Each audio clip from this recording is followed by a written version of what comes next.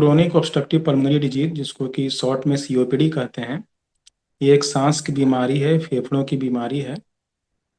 इसमें जो सांस लेने की क्षमता है वो कम हो जाती है, वो कैपेसिटी जो है कम हो जाती है। इसके अंदर दो तरह की बीमारियां आती हैं, जिसको कि एम्फाइसेमा, क्रोनिक ब्रोंकाइटिस कहते हैं। इसमें एक में ये होता है क्रोनिक ब्रोंकाइटिस में कि ज़्यादा बलगम बनता है और उसमें सूजन, सांस की नलियों में जो है सूजन आ जाती है। इसमें जो है सांस लेने में रुकावटें पैदा होती हैं। और इम्फाइसेमा में जो है वो सांस की जो फेफड़ों की जो छोटी छोटी थैलियाँ होती है, जिसको कि अल्वियोलाई कहते हैं, वो डैमेज हो जाता है। तो वो जो उसके अंदर जो इलास्टिसिटी रहती है वो खत्म हो जाता है, मतलब कि सिकुड़ने का और फैलने का। तो एयर ट्रैप हो जाता है, तो उसमें भी जो सांस की जो क्षमता है लेने की वो कम हो जाती है। सीओपीडी और ब्रोंकियल अस्थमा में अगर इसके अलामात की बात करें तो सीओपीडी के अलामात ये हैं कि जब वो मतलब कोई काम कर रहा है, रूटीन वर्क, या ज़्यादा चल रहा है या सीढ़ियों पे चलने में, तो उसमें थकान होगी, उसको जल्दी थक जाएंगे। और खांसी लगातार रह सकता है, सीटी की आवाज़ आ सकती है सांस लेने के दरमियान, ज़्यादा बलगम का बनना और चेस्ट टाइट होना, मतलब लगेगा कुछ जकड़न जैसा। तो ये अलामात हैं सीओपीडी के। ये अलामात जो हैं इसमें भी जो है ब्रोंकियल अस्थमा जो हम लोग कहते हैं, इसमें भी होते हैं। दोनों में डिफरेंस ये है कि ब्रोंकियल अस्थमा जो है वो जनरली बचपन से होता है या पहले होता है, और सीओपीडी जो है वो 40 साल की उम्र के बाद जनरली ये डेवलप होता है। और ब्रोंकियल अस्थमा में उसको एलर्जी या एक्जिमा का हिस्ट्री रहता है। और सीओपीडी में सिगरेट स्मोकिंग, या फिर कोई फीमेल हैं घरों में जैसे कि चूल्हा पे या कोयला पे इस तरह के खाना बनाती हैं, तो इस तरह की हिस्ट्री रहते हैं। और सबसे ज़्यादा इम्पोर्टेंट ये है कि सीओपीडी जो है, जिसको भी सीओपीडी होता है, तो कमोबेश उसको साल के 12 महीना उसको दिक्कतें रहती हैं। लेकिन ब्रोंकियल अस्थमा जो है वो बीच बीच में एकदम ठीक हो जाएंगे। ऐसा भी हो जाएगा कि लगेगा कि हमको कोई बीमारी ही नहीं है, कोई दिक्कत ही नहीं है। लेकिन बीच बीच में जैसे कि जब मौसम बदलेगा, खास करके जब ठंड ठंड आएगी, है ना, सर्दी की मौसम आएगी, या कभी रात में जो है कि टेम्परेचर बहुत ज़्यादा कम हो गया, या कभी ऐसे जगह पे गए जहाँ पे ज़्यादा गर्द गुबार है, या कुछ ऐसे इरिटेंट गैस है, तो वो सब कंडीशंस में ब्रोंकियल अस्थमा के सिम्टम्स आते हैं। फिर उनकी दवाएं चलती हैं, फिर बीच में वो फिर ठीक हो जाते हैं। और सीओपीडी सिस्टेमिक डिजीज है। वो जनरली क्या होता है कि जब प्रोलॉन्ग होता है तो देखने से ही पता लगता है, उनकी हेल्थ कम रहती है। देखने से लगेंगे वीक हैं, पतले हैं। लेकिन ब्रोंकियल अस्थमा में ऐसा नहीं है। ब्रोंकियल अस्थमा में जो पेशेंट हैं वो मतलब उनके हेल्थ पे ऐसा कुछ ज़्यादा देखने से नहीं लगता है, वो नॉर्मल लगते हैं देखने से। सीओपीडी की अगर बात करें जिसके वजूहात के बारे में, तो एक तो सबसे ज़्यादा जो कहें कि अहम जो वजह है वो है सिगरेट स्मोकिंग। सिगरेट हो गया, या बीड़ी हो गया, तंबाकू हो गया, या हुक्का भी गांव में पीते हैं। ठीक है, तो एक वजह तो ये हो गया। दूसरा है कि अभी के वक्त में पॉल्यूशन बहुत ज़्यादा बढ़ रहा है, एयर क्वालिटी बहुत ख़राब होते जा रहा है, तो इन्वायरमेंटल पॉल्यूशन की वजह से भी सीओपीडी के जो केसेज हैं वो बढ़ रहे हैं। अभी तो ये देखने को मिल रहा है कि घरों में जैसे कि जो लकड़ी या कोयला का इस्तेमाल तो कम हो रहा, बहुत सारे लोग एलपीजी गैस या फिर इलेक्ट्रिसिटी का यूज करके वो खाना बना रहे हैं। लेकिन उसके बावजूद सीओपीडी के केसेस बढ़ रहे हैं। उसके बाद फिर अगर हम बात करें तो एंजाइम, एक एंजाइम भी होती है अल्फा एंटीट्रिप्सिन डेफिशिएंसी की वजह से भी ये सीओपीडी हो सकते हैं। या अगर किसी को बचपन में निमोनिया हो, अगर, या फिर टीबी की वजह से भी, किसी को अगर टीबी हो, तो ट्यूबरक्लोसिस हो, तो उसके बाद भी ये सीओपीडी डेवलप हो सकता है। एक और अहम वजह है जिसको कि हम लोग नज़रअंदाज करते हैं, एक पैसिव स्मोकिंग है। अगर दूसरे को सिगरेट पी रहे हैं, हम साथ में हैं, तो हमें भी हो सकता है।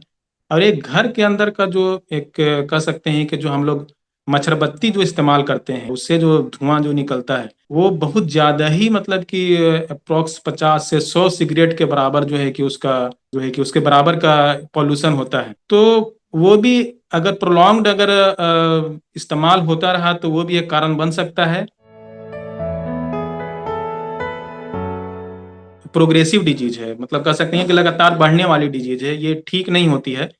इसको दवाई के जरिए से इसको कंट्रोल रखा जा सकता है, सिम्टम्स कंट्रोल किए जा सकते हैं, लेकिन ये ठीक नहीं होती, प्रोग्रेसिव डिजीज है। ऐसा भी हो सकता है कभी कभी कि ये इसका एक कहते हैं सीओपीडी एग्जर्बेशन, मतलब कि बहुत ज़्यादा उसकी जो है सांस लेने की जो कैपेसिटी है बहुत कम हो गई, सांस लेने में बहुत दिक्कतें हो रही है।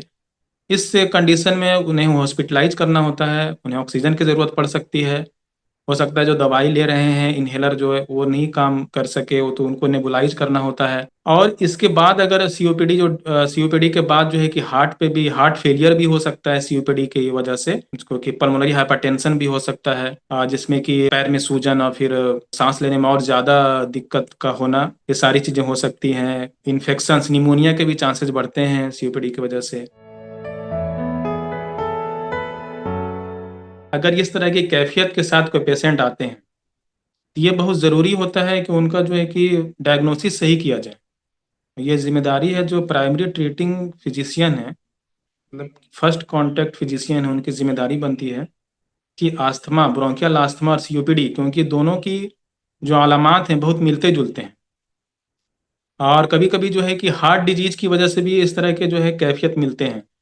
तो उनको एक तो है कि सही डायग्नोसिस हो, उनकी डायग्नोसिस सही बन पाए ताकि उनकी सही ट्रीटमेंट चल सके। बहुत बार ऐसा देखने को मिलता है कि डायग्नोसिस सही बन नहीं पाई और उन्हें ट्रीटमेंट एडवाइस कर दिया गया और वो फिर उसी ट्रीटमेंट पे भी रहे और सिम्टम्स कंट्रोल नहीं होते हैं, फिर दवाओं दवाओं का भी साइड इफेक्ट होता है। तो पहले तो उनके डायग्नोसिस के लिए पहले तो सिम्टम्स उनके जो कैफियत है उनको अच्छे से सुनना है, फिर एग्जामिन करना होता है उनको। उसके बाद जो है कि फिर अस्पायरोमेट्री एक टेस्ट होता है, लंग फंक्शन टेस्ट के अंदर ये आता है अस्पायरोमेट्री। उसमें जो है कि सांस फूकने के लिए बोला जाता है, एक मशीन होता है, उसमें देखा जाता है कि कितनी कैपेसिटी है इनकी। और फिर उसके बाद फिर एक दवा दी जाती है उनको, और फिर 15 मिनट के बाद फिर से देखा जाता है कि इनकी जो अगर सांस लेने की जो क्षमता है, कैपेसिटी अगर कम थी तो ये दवा के बाद वापस ठीक हुई कि नहीं। तो उसका एक एक मतलब एक मार्क है कि FeB1 एक वॉल्यूम होता है कि अगर वो 200 ml से ज़्यादा अगर बढ़ गया दवा देने के बाद तो ये समझते हैं कि ये इनको ब्रोंकियल अस्थमा है, जो कि दवा के बाद पूरी रिवर्सिबल हो रही है। मतलब कि रिस्पॉन्स कर रही है उस दवा से। और लेकिन सीओपीडी में जो है वैसा नहीं होता है, उसमें ज़्यादा नहीं बढ़ता है, बहुत कम ही जो है कि रिस्पॉन्स हो पाता है। तो अगर जब डायग्नोसिस हो जाती है कि इन्हें हाँ सीओपीडी है अस्पायरोमेट्री के हेल्प से, तो उन्हें जो है सबसे पहले जो है उन्हें इनहेलर प्रिस्क्राइब किया जाता है। इनहेलर एक दवा होती है पाउडर के फॉर्म में, उसको जो है कि मुंह से जो है लेना होता है। इसके सबसे अच्छी चीज़ ये है कि इसमें क्वांटिटी बहुत कम होता है, माइक्रोग्राम में ये क्वांटिटी होता है। जैसे कि हम कोई टैबलेट खाते हैं, मिसाल के तौर पे अगर हम पैरासीटामोल लेते हैं तो 500 मिलीग्राम का होता है, उसको जो लेते हैं तो मिलीग्राम में है। या कोई भी दवाएं लेते हैं तो अक्सर वो मिलीग्राम में होती है, जो मुंह से जो हम ओरल लेते हैं, टैबलेट जो लेते हैं। और वो पेट में जाता है, उसके बाद फिर उसका असर हर जगह होता है। उसकी वजह से क्या है कि जहाँ जहाँ ऐसी जगह भी असर हो जाता है जहाँ पे उसका असर नहीं होना चाहिए, तो साइड इफेक्ट फिर काउज करवाता है। लेकिन जो ये जो हम जो मुंह से जो लेते हैं और फेफड़े में जो डायरेक्ट जाती है, तो ये माइक्रोग्राम में इसका होता है, तो ये डायरेक्ट सिर्फ फेफड़े में जाती है, तो असर जल्दी करता है, साइड इफेक्ट बहुत कम है और बहुत कम क्वांटिटी में बहुत ज़्यादा बेटर इसका इफेक्ट देखने को मिलता है। तो इसका जो मेन लाइन ऑफ ट्रीटमेंट है वो इनहेलर है। साथ में जो है कि इनहेलर में फिर ब्रोंको डायलेटर है, स्टेरॉइड्स का नाम सुनेंगे, कुछ दिनों के लिए जो है स्टेरॉइड्स ओरल भी देना होता है तो देते हैं। या इनहेलर में जो है कि जब ज़रूरत पड़ता है स्टेरॉइड का तब ऐड करते हैं, बाद में देना होता है, शुरू में तो देना नहीं रहता है। कुछ टेस्ट होते हैं, उसके बाद डिसाइड करते हैं कि इनको स्टेरॉइड्स इनहेलर में ऐड करना है कि नहीं करना है। उसका फिर सबसे पहले जो ये भी देखना होता है कि इनका रिस्क फैक्टर क्या है। जैसे कि अगर कोई फीमेल है, वो अगर चूल्हा बना पे खाना बना रही है तो उनको रोकना होता है कि नहीं, आप उसको कुछ अल्टरनेटिव उनका हो सके तो अल्टरनेटिव ये इस्तेमाल कर सकें।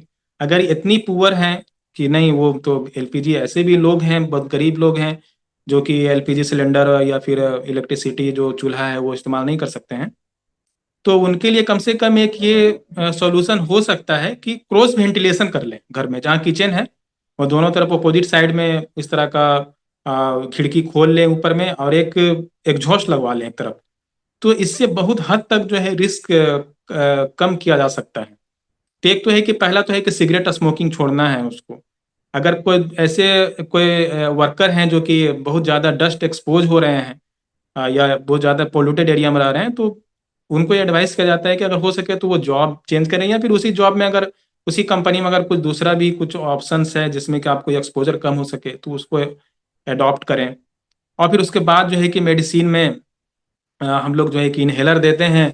ये इन्हेलर ये हम आपको दिखाना चाहेंगे। इस तरह के ये जो इन्हेलर होता है, ये इसको इस्तेमाल करना होता है डायरेक्ट जो है कि मुंह से ले ले करके, ठीक है। उसके साथ साथ अगर पेशेंट अगर ओल्ड एज के हैं तो इसको स्पेशल डिवाइस करते हैं, इसमें लेने में आसानी होती है ना। तो अलग अलग ऑप्शंस है। हर पेशेंट किस एज का पेशेंट है, अगर कोई यंग है कोई ओल्ड एज के हैं, तो एज को देख करके ब्रोंकियल अस्थमा में या सीओपीडी में दोनों में इन्हेलर ही सबसे बेस्ट ट्रीटमेंट होता है। और उसके साथ साथ इम्यूनाइजेशन उनको एडवाइस किया जाता है, फ्लू का और निमोनिया का, क्योंकि इनको जो है कि बार बार इन्फेक्शन के चांसेस बढ़ते हैं, इम्यूनो कम्प्रोमाइज रहते हैं, इनकी रोग प्रतिरोधक क्षमता कह सकते हैं, इम्यून सिस्टम कमजोर होते हैं सीओपीडी की वजह से। तो उनको इम्यूनाइजेशन के लिए एडवाइस किया जाता है ताकि इनको जो है इस तरह के जो निमोनिया बाद में ना हो। तो ये मेन लाइन ऑफ ट्रीटमेंट रहता है। बहुत ज़्यादा अगर सीरियस होते हैं पेशेंट या बहुत ज़्यादा बाद के स्टेज होते हैं तो उनको होम पे ऑक्सीजन थेरेपी भी दिया जाता है। ऐसे भी पेशेंट होते हैं ओल्ड एज में कि उनको ये इन्हेलर नहीं ले पाते हैं, तो उनके लिए फिर जो है कि होम नेबुलाइजेशन थेरेपी, मतलब कि नेबुलाइजर मशीन एक होता है, उसको मुंह से टानना नहीं होता है, सिर्फ वो मास्क लगा दिया जाता है मुंह में, और एक इलेक्ट्रिसिटी से चलने वाली नेबुलाइजर मशीन होती है, उसको आम बोल चाल में उसको भाप लगाना बोलते हैं। वो रूटीनली जैसे भी डॉक्टर एडवाइस करें, 2 टाइम 3 टाइम जिस तरह से भी, तो उस तरह से उनको दिया जाता है। इन्हेलर एक ज़रूरत है, इन्हेलर एक दवा है। ये आदत लगनी, ये कोई नशा नहीं है ना। जैसे कि आदत तो उसकी लगती है ना, इसकी नशा होती है।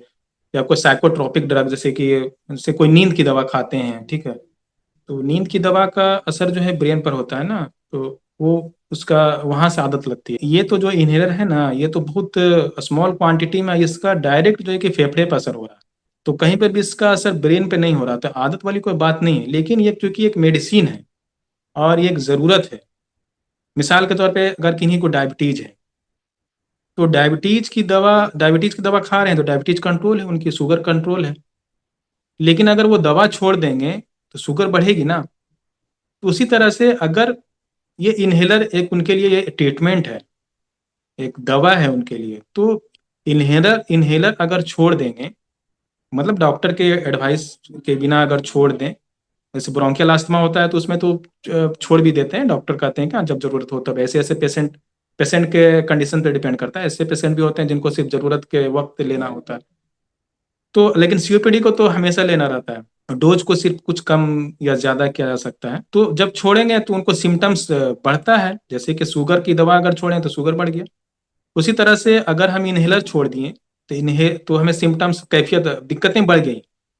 इसका ये मतलब नहीं हुआ कि हमें इसकी आदत लग गई, क्योंकि ये मेडिसिन है, इसका ट्रीटमेंट है। खास करके ये चीज जो है बहुत लोगों का सवाल रहता है, खास करके पब्लिक में, कि इसकी आदत नहीं लग जाएगी या फिर कुछ और ऑप्शंस नहीं हैं। तो लोग लोग क्या करते हैं ना कि बाहर से दुकान में ओवर द काउंटर, मतलब दुकान से ही जा करके कुछ मेडिसिन ले लेते हैं, ओरल मेडिसिन। अगर हम लगातार इसका इस्तेमाल करते रहें तो बहुत ज़्यादा साइड इफेक्ट है। किसी को अगर डायबिटीज नहीं है तो इसकी वजह से डायबिटीज हो सकता है, अगर किसी को ब्लड प्रेशर नहीं है तो ब्लड प्रेशर हो सकता है, हड्डियां कमजोर हो सकती हैं। उसके साथ साथ जो है कि चमड़े पतले हो सकते हैं, औरतें जो हैं उसके पे जो है कि इस पे बाल आ सकते हैं जहां जहां बाल नहीं आने चाहिए, मतलब मोछ पे, ठीक है। तो और भी जो है कि वेट बढ़ सकता है, चेहरा में सूजन आ सकता है। तो बहुत ज़्यादा ऐसे बहुत सारे पेशेंट मिलते हैं, बहुत सारे पेशेंट आते हैं 60 साल के एज में, वो सिर्फ वही 2 टैबलेट, छोटे छोटे टैबलेट लेकर के आते हैं कि हम तो यही इस्तेमाल करते थे। तो वही रहता है, डेरिफाइलिन डेक्सोना रहता है, वो इन्हेलर नहीं लेते हैं और इस तरह की दवाओं से काम चलाते रहते हैं। इसकी वजह से और भी बहुत ज़्यादा बहुत सारी दिक्कतें जो फेफड़े के अलावा जो कि हमने बताया अभी, वो सब हो जाता है। तो इसीलिए सबसे बेस्ट ये इनहेलर है जो गोल्ड गोल्ड गाइडलाइंस है, ग्लोबल इंस्टीट्यूट ऑफ, एक एक तरह से एक ऑर्गेनाइजेशन है गोल्ड, वो पूरे वर्ल्ड लेवल पे है। वो जो सीओपीडी का जो ट्रीटमेंट है कैसे होना चाहिए, वो हर साल उनका गाइडलाइन पब्लिश होता है। और ब्रोंकियल अस्थमा का ट्रीटमेंट कैसे होना चाहिए बच्चों में और बड़ों में, उसके लिए हर साल जो है जीना गाइडलाइन आता है। तो वो भी जो है कि फर्स्ट लाइन ऑफ ट्रीटमेंट जो है वो मतलब कि सिगरेट स्मोकिंग छोड़ने के बाद ये सब सारी चीज़ें जो रिस्क फैक्टर है उसको दूर करने के बाद सबसे पहले जो मेडिसिन में वो इनहेलर थेरेपी हुई वो लोग भी एडवाइस करते हैं। तो ये एविडेंस बेस्ड है, रिसर्च बेस्ड है, और इससे सेंसिटाइज लोगों को सेंसिटाइज होना चाहिए, इससे घबराना नहीं चाहिए। और इस तरह से कोई ऐसी कोई खराब बात नहीं सोचनी चाहिए कि हमें जो है कि इनहेलर लेना पड़ रहा है, या फिर ये जो है कि बहुत लास्ट स्टेज में हम आ गए हैं दम्मा हफनी के जिसकी वजह से हमें इनहेलर लेना पड़, नहीं, ऐसी कोई बात नहीं है। ये शुरुआत में ही लेना है ताकि बाद में दिक्कत ना हो। जो रिस्क फैक्टर है उसको दूर करें, सिगरेट पी रहे हैं एकदम छोड़ दें उसको, ठीक है। और अगर चूल्हा स्मोकिंग या इस तरह की जो चीज़ें हैं, है ना, फीमेल हैं तो उसको छोड़ दें। उसके साथ सबसे ज़्यादा इंपॉर्टेंट ये है कि जो मेडिसिन प्रिस्क्राइब्ड इनहेलर है वो रूटीनली लें, जैसे कि डॉक्टर एडवाइस किए। होता क्या है कि डॉक्टर प्रिस्क्राइब किए हैं, पेशेंट अगर कुछ कंफर्टेबल लगे, उनको लगा कि हम ठीक हैं, तो वो छोड़ देते हैं, जिसकी वजह से सिम्टम्स बढ़ जाते हैं। तो ऐसा नहीं करना है। डोज को कम करना हो या जो भी जैसे डॉक्टर बताए तो डॉक्टर के एडवाइस के साथ रहना है। और जो कोल्ड एक्सपोजर, ये कुछ जो रिस्क फैक्टर है, मतलब जिससे एक्जर्वेशन बढ़ जाते हैं, कोल्ड कोल्ड से बढ़ता है या कुछ ऐसे इरिटेंट है, तो उन चीज़ों से बचना है। हेल्दी डाइट लेना है, रेगुलर एक्सरसाइज करना है। रेगुलर एक्सरसाइज में सबसे जो आसान और सबसे ज़्यादा मुफीद जो है वॉकिंग है। 4,000 कदम अगर हम डेली चलते हैं तो हमारा जो है कि लंग कैपेसिटी बहुत ज़्यादा उसमें इम्प्रूवमेंट होता है, ये रिसर्च में पाया गया है। दूसरा एक्सरसाइज है जो ब्रीदिंग एक्सरसाइज है, वो फर्स्ट स्लीप ब्रीदिंग है। तो उसको हम रेगुलर करें। उसमें क्या करना है कि हम बैठ बैठ के या है ना खड़े होकर के भी उसमें हम मतलब कि नाक से सांस लें, फिर इस तरह से ना मतलब कि नाक से सांस लें और उसके बाद मुंह से जो है उसको पर स्लिप उसको इस तरह से होठ को बना करके उसको सांस को छोड़ना है। तो इस तरह से धीरे धीरे उसको बढ़ाना है। और तीसरा है डायफ्रागमेटिक एक्सरसाइज। जैसे कि हम लोग जो सांस लेते हैं, तो सांस लेते हैं तो हमारा जो है कि ये चेस्ट है वो राइज करता है, चेस्ट ऊपर आता है ना। तो हमें दो हाथ, एक हाथ एक पर रखना है, एक हाथ पेट पे रखना है, इसको बेली एक्सरसाइज भी कहते हैं। तो सांस इस तरह से जो है कि सांस वही नाक से लेना है, और इस पे जो बेली पे है उसको एलिवेशन, मतलब कि पेट हमारा फूलना चाहिए ताकि डायफ्राम नीचे जाए।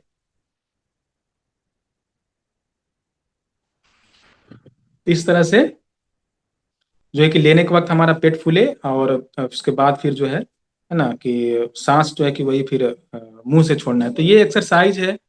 और साथ साथ में जो है कि वैक्सीनेशन, जैसे कि जो अक्टूबर के महीने में ठंडी के आने के पहले फ्लू वैक्सीन लगवा लें। अगर निमोनिया के वैक्सीन अगर नहीं, क्योंकि फ्लू जो है वो हर साल उसका जो स्ट्रेन है वो चेंज होता है। तो इसीलिए जो हर साल जो वैक्सीन आता है उसका चेंज स्ट्रेन आता है, तो उसको उसको लगवा लें। और जो निमोनिया के वैक्सीन है उसको लगवा लें। निमोनिया के वैक्सीन तो एक बार लगवाना होता है। तो ये प्रिकॉशंस हैं जिससे कि हम इससे जो है कि जो इसके सिम्टम्स है उसको कंट्रोल करके रख सकते हैं, और इससे एक्सर्वेशन नहीं हो, इससे हम बच सकते हैं।